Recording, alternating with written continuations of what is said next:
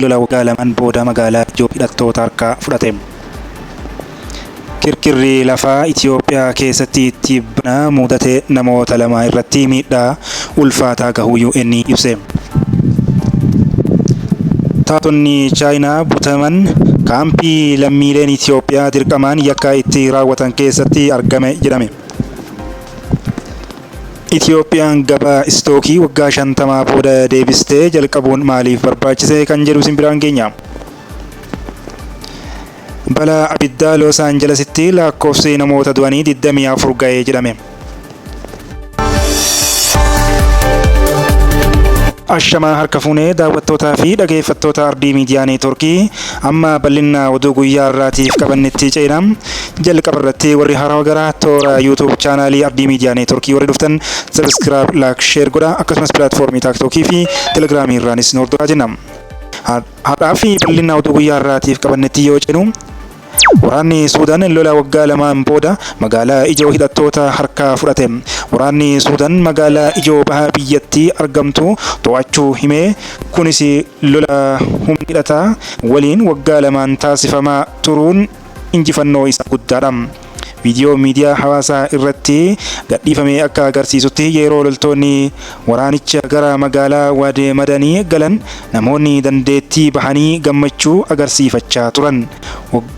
Hoogganaan garee humna addaa Rapid Support Forces RSF Jeneraal Mohammed Hamdaa Dagalo magaalli harka isaanii jalaa bahuu erga sagaleen mirkaneessaniiru. Hoogganaan garee kanaa kun yeroo mo'amuu isaanii amanan sagalee beekamsaa fi burjaajii qabuun ture. Injifatamuu isaanii kanaan waraanni biyyattii meeshaa waraanaa qilleensaan gatii caaluuf diroonii Iraan waan fayyadamuuf jedhaniiru. Haa ta'u malee waggaa 20 fudhatus hamma injifannoon argamutti lola itti fufnaa jechuun kakataniiru. Waadaa Madaaniin magaalaa guddoo bulchiinsa Al-Jaaziraa yoo taatu Kaartuum magaalaa guddoo biyyattii irraa gama kibbaan kiiloomeetira 440 fagaatti. Waraana Suudaaniif RSF gidduu eebila bara 2023 ture waraanni kan jalqabe. Miseensonni RSF biyyattii keessa irra deebiin bobbaafamuu waraana biyyattii yaaddessuun booda muddama uumameen lolli kun kan eegalee waraana kanaan namoonni 10,000 lakkaa'aman lubbuu dhabaniiru. Dhaabbanni biyyoota gamtoomanii namoonni miiliyoona 9 tahan qe'ee isaanii irraa buqqa'uu rakkoo buqqaatii lammiif isa guddaa addunyaa kana ittiin jedheera. Kana malees biyyattitti beelli mudachaa kan jiru yoo ta'u namoonni miiliyoona 24.6 ta'an walakkaa uummata biyyattii deeggarsa nyaataa atattamaa barbaadu jedhe Oktiin. Jalqaba baatii kana irratti Ameerikaan hoogganaa RSF Mohammed Hamdaa Dagalo duguuggaa sanyii raawwachuun himatteetti. Lola baatii 20 keessatti tahee jedhee ummata Suudaan irratti fi adabama jira jechuun qondaaloti dubbataniiru. Kan gabaase BBCdha. Oduu itti aanutti yoo jennu kirkira lafaa Itoophiyaa keessatti tibbana mudateen namoota lamarratti miidhaa ulfaataa gahuu UN ibse. Sababa kirkira lafaa kutaalee naannoo Affaarii fi Oromiyaa keessatti itti fufiinsa mudachaa jiruun namoota lama irratti miidhaa ulfaataa qaqqabu waajirri qindeessaa dhimmoota namoomaa dhaabbata mootummoota gamtoomanii Ochaan beeksise. Akka Ochaan jedhutti kirkira lafaa kun manneen jireenyaa, buufataalee fayyaa, manneen barnootaa fi daandii dabalatee bu'uuraalee misoomaa irratti miidhaa guddaa geessiseera. Dhaabbatichi gargaarsa namoomaa bal'aan kennamaa jiraachuus qaawwii guddaan ammallee akka jiru ibseera. Gama deeggarsa namoomaan qindoomina jiru naannolee Affaarii fi Oromiyaa keessatti kooman poostiin godina hundeeffamuu kan eere Ochaan dabalataanis baay'ina namoota miidhamanii fi qabeenya barbadaa'e madaaluuf hojiin eegalamuu ibse. Torbaan darbee hojjettoota warshaa sukkaaraa Kasam dabalatee namoonni 58,000 ol ta'an godina Gabii Raasuu Aanaalee Dulasaa fi Awaashii Fantaallee keessatti kirkira lafaa irra deddeebi'ee mudateen qe'ee isaanii irraa buqqaanii bakka biraatti qubsiifamanii gargaarsa namoomaa argachaa akka jiran Addis Istaandaardii gabaasee ture. Gabaasni Ochaa amma akka hubachiisutti koomishiniin hoogganaa sodaa balaa dhiyeessii nyaataa konkolaattota fe'umsaa 16 gara iddoowwan namoonni buqqa'an qubatanii jiranitti erguu isaanii ibseera. Deeggarsi dabalataa sagantaa nyaataa addunyaa WFP walta'iinsa World Vision Itoophiyaa irraa eegama. Naannoo Affaar iddoowwan buqqaatonni baay'inaan keessummeessan keessatti gargaarsi nyaataa maatii 6780 fi gaheera jechuun Ochaan gabaaseera. Haa ta'u malee maatiin 2250 deeggarsa tokko malee hafaniiru. Kirkirri lafaa keessattuu naannoo Affaarii fi Oromiyaa keessatti cimaa ta'ee jira. Amajjii 8 fi 10 gidduutti kirkirri lafaa 18 reektar iskeelii 4.4 hanga 5.3 kan galmaa'e yoo ta'u, kunis torbaan darbee keessa kirkira lama mudatee waliigala 50 geessiseera. Inni cimaan reektar iskeelii 5.8 amajjii 4 naannawaa gaarreen Doofneetii mudatee dhiyeenya kana sababa kirkira lafaa naannoo Affaar Awaashii Fantaalletti irra deddeebii mudateen manneen 30 ol barbadaa'uu fi namoonni 10,000 qe'ee isaanii irraa gadhiisanii gara naannoo ollaa baqachuu Addis Istaandaard gabaasee ture.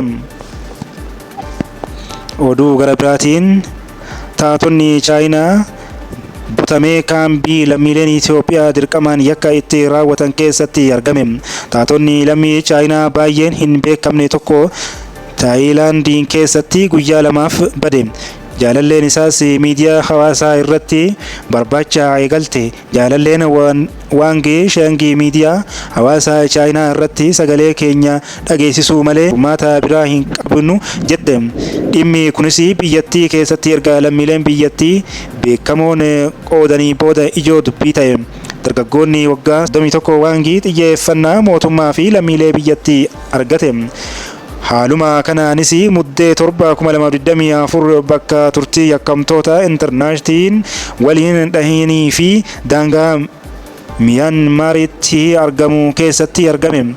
Akka tasaatti argamuun isaa garuu gaafii kaase. Carraan namoota jidduu galaawwan yakkamtootaan bulchamanii kanneen keessatti qabamanii falmisiisaadha. Namoonni 100,000 lakkaa'aman fudhatamuun karaa intarneetiin yakka akka raawwataniif dirqisiifamu. Isaan keessa kanneen karaa lalotaan gowwoomfamanii gara kaambiiwwan kanneenitti ergaman keessatti Itoophiyaanonni hedduun ni argamu. Gabaasa dhiheenya kana BBC hojjete keessatti lammiileen Itoophiyaa mallaqa kanfaluun kaambicha keessaa bahuu kan dubbisan ta'uu ni yaadatama. Lammiileen Chaayinaa kaambiiwwan kanneen keessatti firoonni isaanii jala to'ataman mootummaan jidduu akka galuuf mallattoo walitti qabuun gaafatan.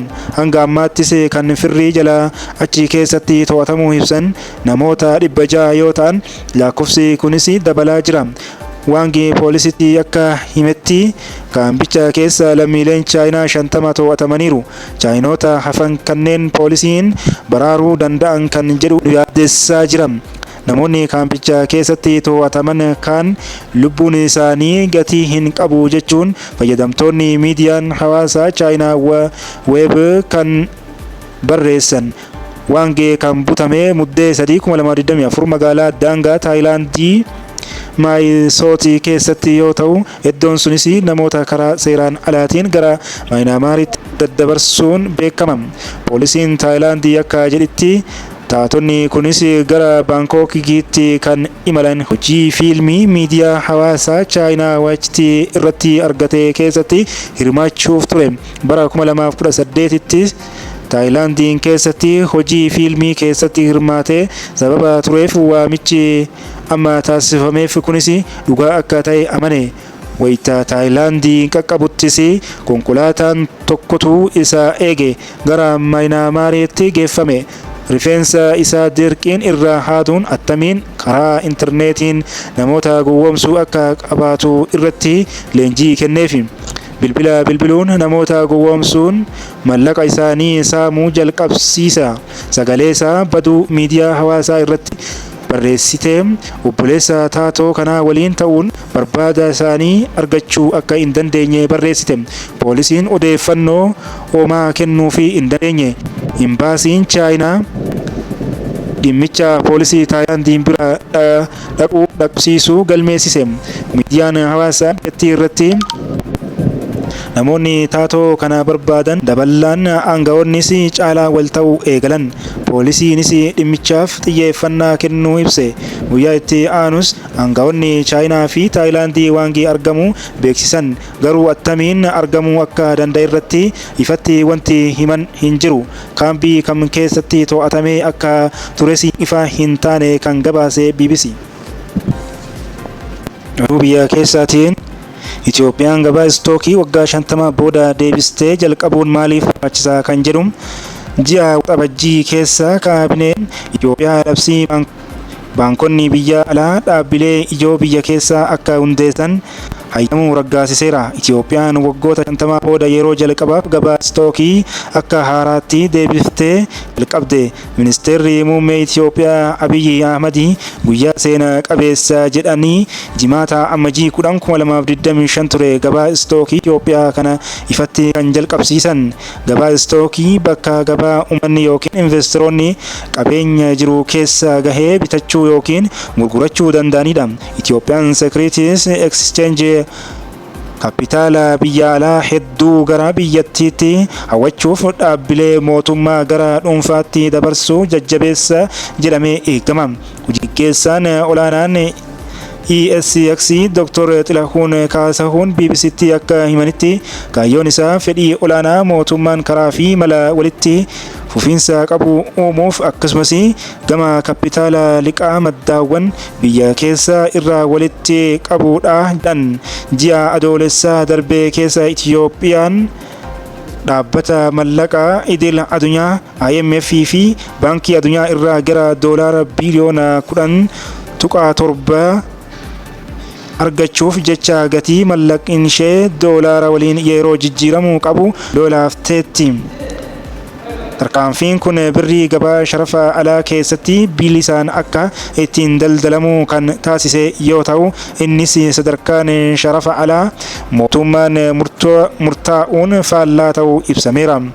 Ji'a waxabajjii keessa kaabineen Itoophiyaa labsii kun baankonni biyya alaa dhaabbilee ijoo biyya keessa akka hundeessanii fi lammiileen biyya alaa aksiyoona baankii akka argatan kan hayyamuu raggaasiseera. Wixineen seeraa kun paarlaamaan raggaasifamuuf osoo jiru kanaan dura baankonni Keeniyaa, Morookoo fi Yuunaayitid Arab Imireetis irraa fedhii guddaa argateera.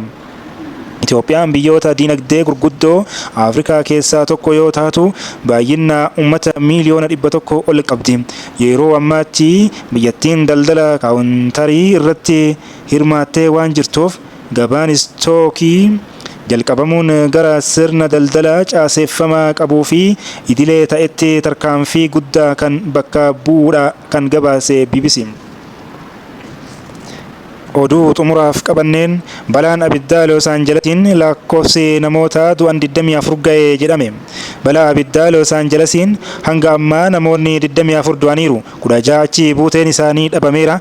Bubbee gogaan Santaa Anaa jedhamu balaa abiddaa kana hammeessaa jira. Ibiddi gurmaa'ee biyyattii olaantummaa warra humna hin qabne irratti argisiiftuu irratti ta'aa jiru balaa guddaa ishee irraa qaqqabsiiseera. Bubbeen kun hanga roobii itti fufa jedhameera. Hanga ammaatti balicha to'achuu akka hin danda'amne ibsameera. Bubbeen akkaan yaaddessaa ta'e kun sa'aatii tokkotti kiiloomeetira 96 bubbisa. Kanatu caalatti ibiddicha hammeesse jedhan. Hojjettoonni balaa abiddaa balaa kana to'achuuf bubbee hamaa waliin wal'aansoo qabaa jiru. Balaa abiddaa kana to'achuuf hojjettoonni 14,000 ramadamaniiru. Xiyyaaronni 84 fi meeshaaleen abiddaa dhaamsan 1354 ramadamaniiru. Namoonni 100,000 qe'ee isaanii akka gadhiisan akeekkachiisi darbeera. Namoonni 87,000 biroon ammoo saaxilamoodha. Sababa balaa kanaatiin manneen 35,000 caalaan ibsaa hin qaban. Kana gidduutti ammoo manneen namoonni keessa baqatanitti saamichi hammaateera. namoonni saamicha raawwatan uffata hojjettoota balaa ibiddaa uffataniiti. Poolisiin namoota 20 caalan to'achuu himeera. Iddoowwan namoonni akka keessa baqatan akeekachiifaman keessaa tokko bakka qabeenyi pirezidaantii itti aantuu US Kamala Harris keessatti argamudha. Balaa ibiddaa Los Angelesiin hanga ammaa namoonni 24 du'aniiru, 16 achi buuteen isaanii dhabameera. Bubbee gogaan Santa Ana jedhamu balaa ibiddaa kana hammeessaa jira jedhani. Bubbeen kun hanga roobii itti fufee jedhameera. Bubbeen akkaan yaaddessaa ta'e kun sa'aatii tokkotti kiiloomeetira 96 bubbisa. Hojjettoonni balaa ibiddaa balaa kana to'achuuf bubbee hamaa waliin osoo qabaa jiru. Balaa ibiddaa kana to'achuu fi hojjettoonni 14,000 fi ramadamaniiru. Xiyyaaronni 84 fi meeshaaleen abidda dhaamsan 1,354 ramadamaniiru. Namoonni 100,000 qe'ee isaanii akka gadhiisan akeekkachiisi darbeera. Namoonni 84,000 biroon ammoo saaxilamuudha. Sababa balaa kanaatiin manneen 35,000 caalan ibsaa hin qaban. Kan gidduutti ammoo manneen namoonni keessa baqatanitti saamicha hammaateera. Namoonni saamicha raawwatan uffata hojjettoota balaa ibiddaa uffataniiti. Poolisiin namoota 20 caalaa to'achuu himeera. Iddoowwan namoonni akka keessa baqatan akeekkachiifaman keessaa tokko bakka qabeenyi pirezidaantii itti aantuu US Kamala Harris keessatti argamudha kan gabaase BBC. Daawwattootaa fi dhaggeeffattoota Ardii Miidiyaa Neetwoorkii oduun keenya karraaf qabanne kanuma. Ardii Miidiyaa Neetwoorkii daawwachuu irraa duubatti hin jedhina.